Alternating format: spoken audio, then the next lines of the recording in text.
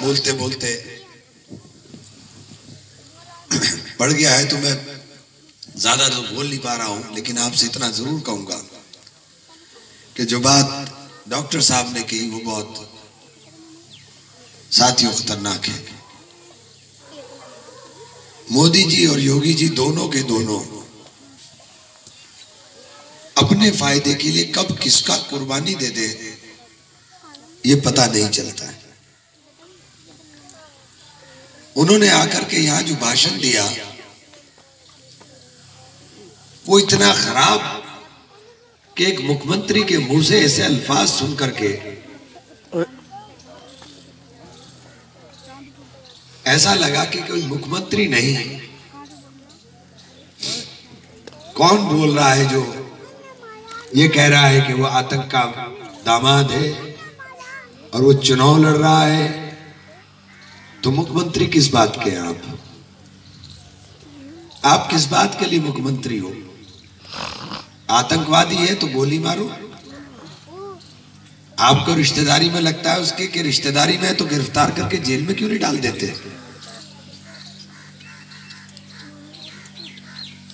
वो एमपी भी यही जबान बोल रहा है।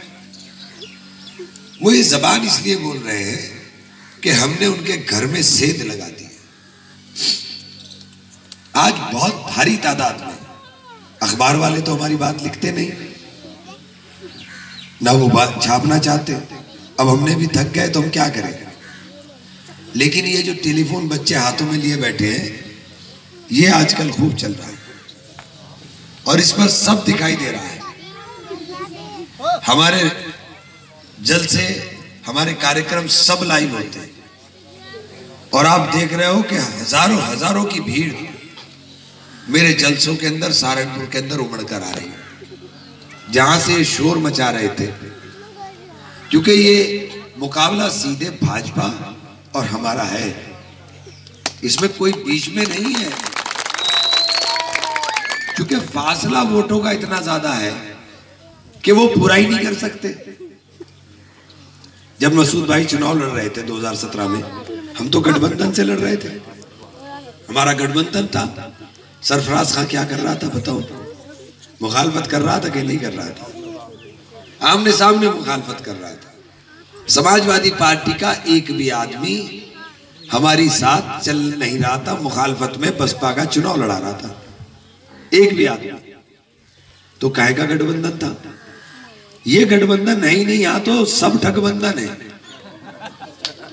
मेरे खिलाफ तो ये गठबंधन, ये सारे इकट्ठा होकर के मुझे मारने पर लगे रहते हैं। और ये इकट्ठे होकर के पहले पार्टी छोड़ करके इकट्ठे हो रहे थे, अपनी पार्टियों ने कर लिया। तो ये वोट जो है, इनको वोट मिला 3,06,000 और 3,06,000 वोट कब मिला? जब इकबाल साहब लड़ रहे थे बेहट में और माजिद साहब लड़ रहे थे देवबंद में। इकबाल और माजिद दोनों पॉलिटिकल आदमी है, एक एमएलसी भी रहा है, दूसरा जिला पंचायत के चेयरमैन। ये साहब तो जो चुनाव लड़ रहे हैं इनका तो पता ही कुछ नहीं है, जानते तो कुछ है नहीं। जीता हुआ चुनाव एक अधिकारी ने धमकी दी और चुनाव छोड़ करके पंडाल से बाहर भाग गए। तो आप बताओ, ऐसा कमजोर आदमी, मैं तो पहले भी कहा था कि इनसे फैक्ट्री के ऊपर ताला दिखा के चाहे इस्तीफा लिखवा लेना। मैंने बार बार कहा था सहारनपुर में, उनकी समझ में अब आया। क्योंकि जब उन्होंने खुद बयान दिया, मैंने नहीं कहा, उन्होंने खुद कहा कि मैं जीत गया था, मुझे धक्के से भाजपा के लोगों ने हरा दिया। तो एक छोटे से अधिकारी से डरने वाला चुनना चाहते हो या जो देश के सबसे बड़े नेता से भी ना डरता हो वो चुनना चाहते हो? ये तय आपको करना पड़ेगा, ये आपको तय करना पड़ेगा।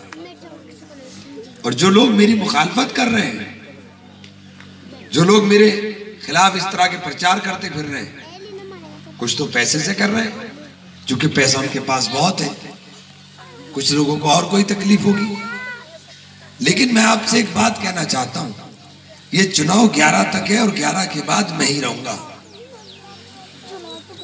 काम करने के लिए आपको हमारे अलावा कोई नहीं मिलेगा, हम रहेंगे। और हम ऐसे हैं कि जिन पे हार जीत का कोई फर्क ही नहीं पड़ता, ऐसी चमड़ी के हो गए हम तो।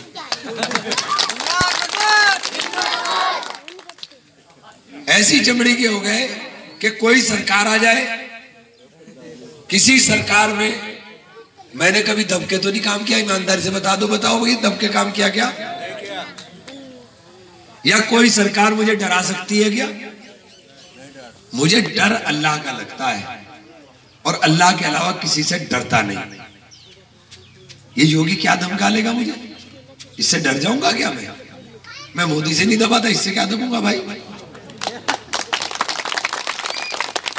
लेकिन अगर मुझे तुमने कमजोर कर दिया तो ये मेरा इलाज कर देंगे बहुत बुरा। और ये इलाज इसलिए कर देंगे कि इमरान को खामोश कर दो और फिर चाहे जो करते रहो। जिले के अंदर जो मजबूत क़यादत है, ये जो आपकी मजबूत ताकत है, इसको खत्म कर दो और फिर चाहे जो करो। कोई बोलने वाला तो है नहीं। 2 साल से कोई सपा का बसपा का नेता इनकी सरकार में दिखाई दिया क्या? सड़क पे कहीं किसी थाने में तहसील में दिखाई दिया क्या काम करता हुआ? रोज आप देख रहे थे, थाने में भी तहसील में भी बिजली वालों के भी हर जगह हम थे, मसूद भाई थे, नरेश भाई थे, हमारी सारी की सारी टीम थी, कोई और दूसरा ही नहीं। चूंकि इनका कोई मतलब नहीं है काम से। 11 तारीख के बाद भी ये नहीं ढूंढने मिलेंगे। लेकिन जैसा प्रधान अब्दुल अजीज साहब ने कहा कि अब वक्त आया है फल खाने का, क्योंकि अब ये झटका आखिरी है। इस बार जिता करके पार्लियामेंट में भेज दिया तो सरकार इंशाल्लाह बनने जा रही है और सरकार बनेगी। सरकार बनेगी तो साथियों हम सरकार में रहेंगे इंशाल्लाह। क्योंकि मेरा नेता का मेरे साथ इतना गहरा ताल्लुक है। ये तो अपने पैसे लेकर के भीख मांगते फिर रहे थे टिकट के लिए,